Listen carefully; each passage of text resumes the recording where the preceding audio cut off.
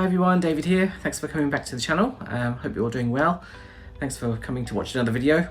I'm doing okay. How about you? You all fine?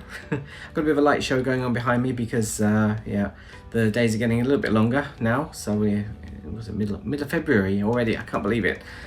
Yeah, so the sun's still up just about. Ooh, try not to get blinded. Okay, so today's video, I went on another trip. I know you're probably getting sick of my trips now. I seem to have done quite a lot the last few months. But today was kind of a time limited thing, so I had to do it last weekend. I went to Yamaguchi Prefecture. So Yamaguchi Prefecture is the westernmost part of Honshu. That's the main island of Japan. And I went to Yamaguchi City, or close to Yamaguchi City, a place called Yuda Onsen. Now, I'm sure you've heard of onsen before. Onsen are hot springs, natural hot springs that come from underground, where they usually come from. And Japan has quite a lot of hot springs all over the country because it's on, I think, about 3 or 4 tectonic plates. So there's a lot of volcanic activity, obviously a lot of earthquakes and volcanoes and things like that. But the good point is that you get hot springs, you can go and relax and yeah, soothe your body. I had never heard of Yuda Onsen before, but I got the opportunity to go there because of the Saikoro Kippu again. Now JR West held this campaign. JR West is the kind of West Japan national, I think they're National Rail Service. Maybe they're not, I'm not sure if they're totally private or public, I'm not sure. But anyway, they want to encourage tourism in kind of unusual places in Japan, or places that need a bit of a boost after COVID. So they had this Saikoro Kippu campaign. Now Saikoro is a dice and Kippu is ticket, so dice ticket. I did a video probably in the summer, I guess, or late summer, when I went to a few places. I went to Onomichi and also Kinosaki Onsen, another onsen town. So please check out those, or 2 videos I guess for those ones. And they ran a campaign again. It's only limited times, but they did the second round of Saikoro Kippu, so I thought, oh yes, I'm going to try that. What happens, you pay 5,000 yen and you don't know where you're going to get a ticket for, so you have to kind of blind leap of faith.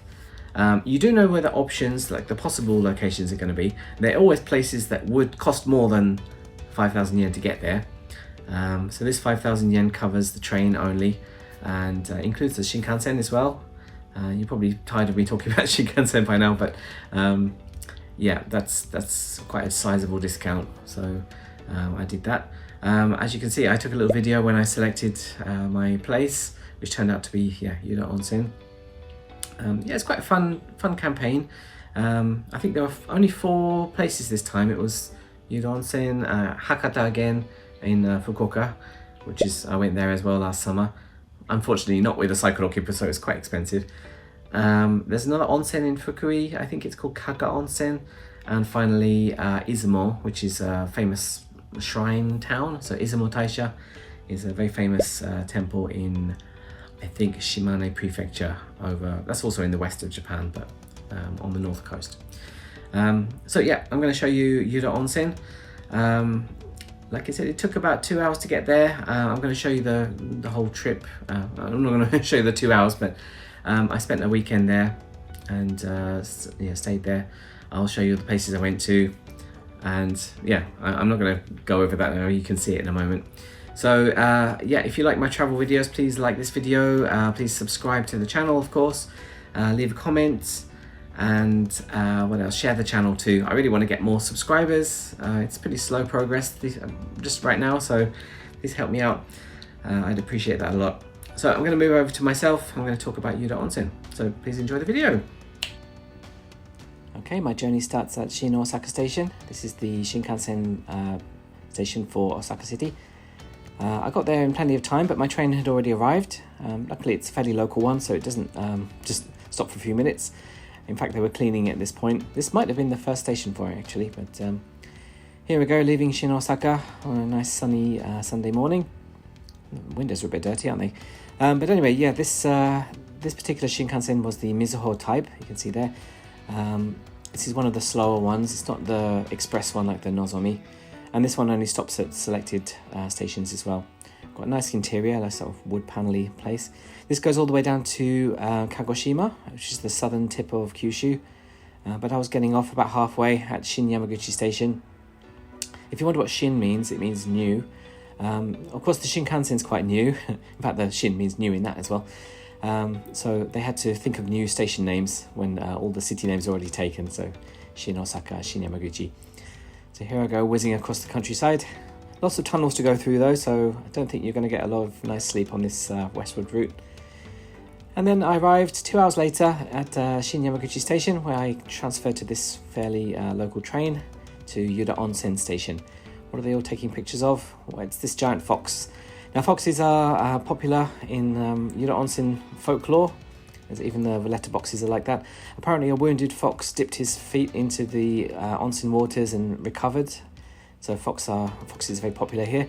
Fox is kitsune in Japanese. So I tried some kitsune udon, which is apparently famous too. Very nice, a little deep fried tofu there. And my next stop was at Rurikoji Temple. And kind of famous in the area, famous for Yamaguchi City. Got some statues in there. Nice little garden, little water area too. And you can go and check out the shrine. Kind of weird looking roof as well. Kind of looks like one of those yokai things, the jumping umbrella things. But I'm sure it's all above board.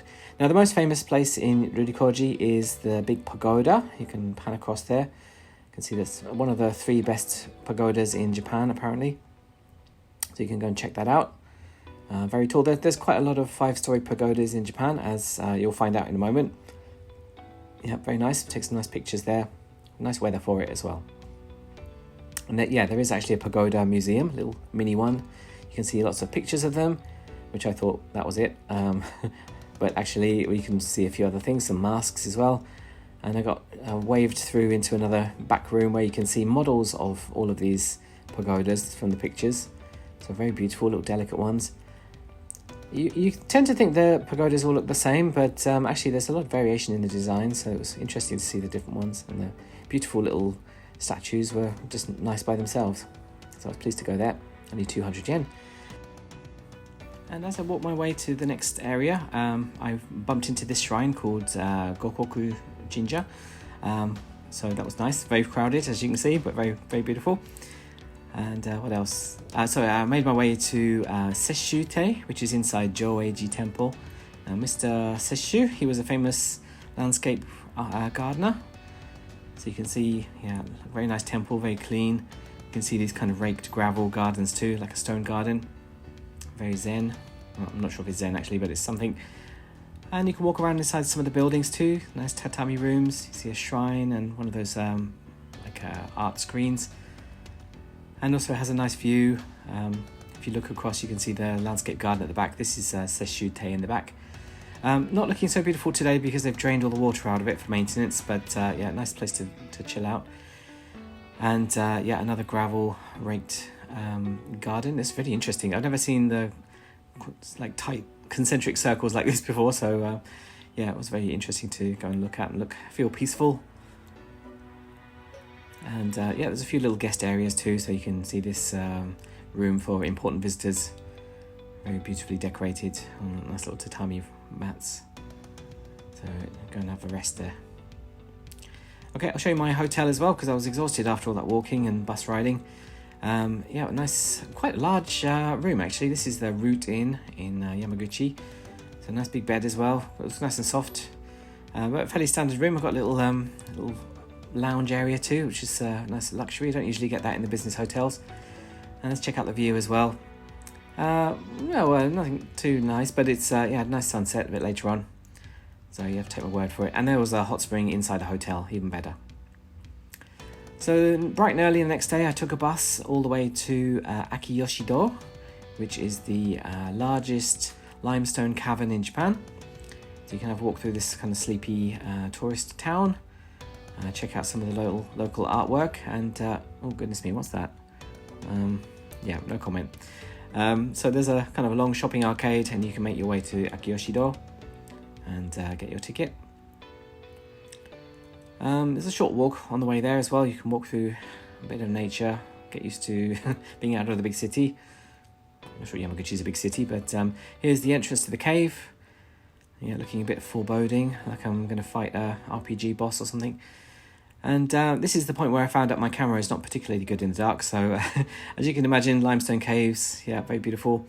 There's an area like this, which is called 100 rice fields, all this kind of little, strange little plateaus filled with water. Very nice, not very well lit though. And there's even a Mount Fuji rock inside there, it's one of the large big grown stalagmites, I think that's what they are, and some stalactites coming from the ceiling. Is that how you say it? Stalactites go down, tights go down, mites go up, I think that's right. Let's see if you need to remember that. And some interesting rock formations there from the limestone, so this huge pillar. A long time ago this was all a big coral reef, which obviously made a lot of limestone. That's the king of the cave there, strange little face. Yeah, and as the coral reef kind of raised above sea level, the rainwater kind of brought its acidity and dissolved all the limestone, so you've got these huge caves. Yeah, so this is the biggest limestone cave. Look at those stalactites almost touching. I'll come back in a few hundred years. And yeah, you can come out and see the national park, Akiyoshidou. Maybe not the best season for it, but hopefully that's good for the wetland animals. And checking out the cafe there, I noticed some spinach flavour gelato. That sounded a bit interesting. I asked her what it was like at the staff. She gave me a little sample. It was quite nice, just, yeah, very spinachy. A little bit sweet. There is also there's a difficult course if you want to go right up there. I didn't really have the time or the footwear to do that though. So out to freedom now. But definitely check out, yeah, the biggest limestone cave in Japan, Akiyoshidou. And on the way back, there's a big shopping street too. You can buy some alcohol. There's a lot of souvenir shops that weren't open that day. Get a bit of lunch if you need it, and meet some of the local characters like this ammonite and a kappa, very cute little legendary folklore creature. And back to Yuda Onsen. No, I didn't actually try the onsen until now, so a few little foxes there. But there are a few foot spas. You can see that in the background next to that man who's skipping furiously. So try the foot spa, but I wanted to try the real thing, so I went to On, which is a kind of hotel spa. Most of the spas are part of hotels, but you can go as a day tripper if you want to. So quite nice, nice fancy lobby. I guess this is quite a new building. And yeah, look inside. Are they having fun? Are they grimacing with pain? I'm not sure. Get some milk if you want to afterwards, and then yeah, into the male or female section. Make sure you know which one. I thought I'd take a little video inside because there were no people there, I promise, so don't worry about privacy. I can't go inside with the camera, so you're not going to see that. Got some dinner from a robotic cat server. That was interesting. The spa was really nice, by the way. I didn't mention that. Definitely check that out while you're there. And that was it, really. Back to Osaka from there. So Yuda Onsen, old-fashioned sign. Back to Shin Yamaguchi Station and back on the Shinkansen. So there we go. I thought I'd try and film some Shinkansen. I found this really nice pointy one, which looked a bit scary actually. It looked like a bullet. I thought I'd take a nice cool arty shot. Yep, so just now waiting for my train to go back to Osaka, and oh goodness me, oh, frightened the life out of me that did, so fast. Okay, that's mine over there? Okay, it's coming. So I hope you enjoyed this video. Definitely go to Yuda Onsen if you have a chance, if you're in that area. Of course there are some easier onsen resorts to go to in Kansai area, like Kinosaki. You can check out my video about that, which I also went to with the Saikoro Kippu. Here's my ride. Yeah, the onsen was really nice. That spa I went to was really relaxing and beautiful, and modern as well. And there's a lot of English support as well if you're feeling a bit nervous about traveling there. So that's enough. So please like, subscribe, and comment and share this channel. I'd really appreciate that. And I'll see you in the next video. Okay. Goodness me, this is a long train. This is apparently the longest train here. This is a Nozomi, is almost like 400 meters long. So goodness me, make sure you find your right car so you don't walk down. Anyway, okay, thanks a lot for watching and see you later. Bye bye.